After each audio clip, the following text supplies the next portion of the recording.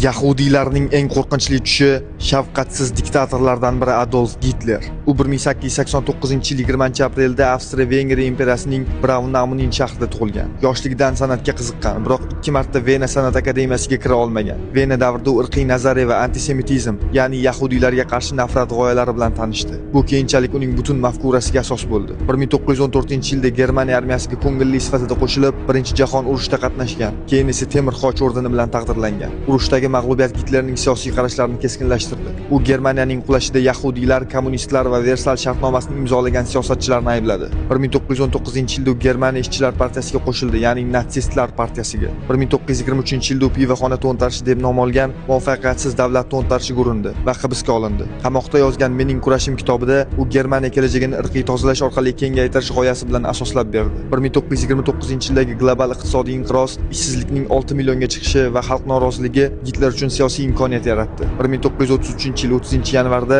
u Germaniya kansleri etib tayinlandi. Shu yildan boshlab Germaniya tezda totalitar davlatga aylandi. Siyosiy partiyalar taqiqlanib, Gestapo, ya'ni maxsus politsiya tashkil etildi. Matbuot va san'at qat'iy nazorat ostiga olindi. Gitlerning maqsadi Yevropada birlashgan nemis xalq imperiyasini yaratish edi. 1936-yilda u Versal shartnomasini ochiqchasiga buzib, Rentlandni harbiylashtirdi. 1938-yilda Avstriyaning Germaniyaga qo'shib oldi. 1939-yilda Chexoslovakiyani bosib oldi. Shu tariqa Gitler Yevropani irqiy jihatdan tozalash rejasi uchun siyosiy maydon tayyorladi. 1939-yil 1-sentyabrda Gitler Polshaga bostirib kirdi. Bu Ikkinchi jahon urushining boshlanishi edi. 3 haftada Polsha taslim bo'ldi. 1940-yilda Germaniya, Daniya, Norvegiya, Gollandiya, Belgiyani bosib oldi. Keyin Fransiyani mag'lub etdi. 1941-yilda esa Barbarossa operatsiyasi orqali Sovet ittifoqiga hujum boshladi. 4 milliondan ortiq nemis askari qatnashgan bu yurish tarixdagi eng yirik harbiy amaliyotlardan biri bo'ldi. Gitlerning yahudiy masalasining yakuniy yechimi deb atalgan siyosati 1941-yilda amalga kiritildi. Bu qarorga binoan Yevropa bo'ylab yahudiylar sistematik tarzda yo'q qilinishi belgilangan edi. 1942-yil yanvarda o'tkazilgan Wannsee konferensiyasida bu reja rasmiylashtirildi.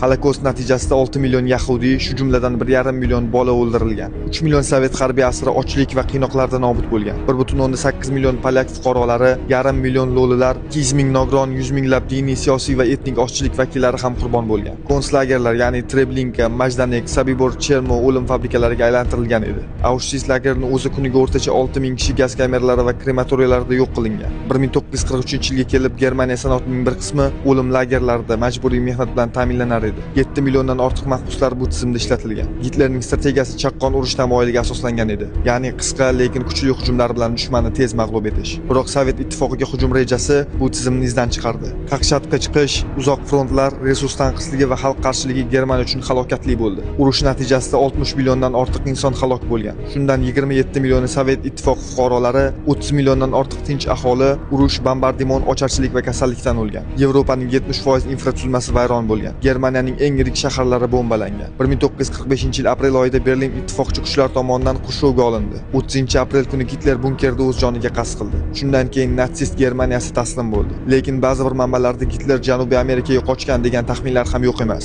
Lekin bular shunchaki taxmin. Gitlerning merosi insoniyat uchun og'ir saboq bo'ldi. Uning mafkurasi asosida sodir etilgan urushlar va genotsidlar nafaqat Germaniyani, balki butun dunyoni o'zgartirib yubordi. Uning nomi bugun mutlaq diktatura, insoniyatga qarshi jinoyat va nafrat mafkurasining ramzi sifatida eslanadi.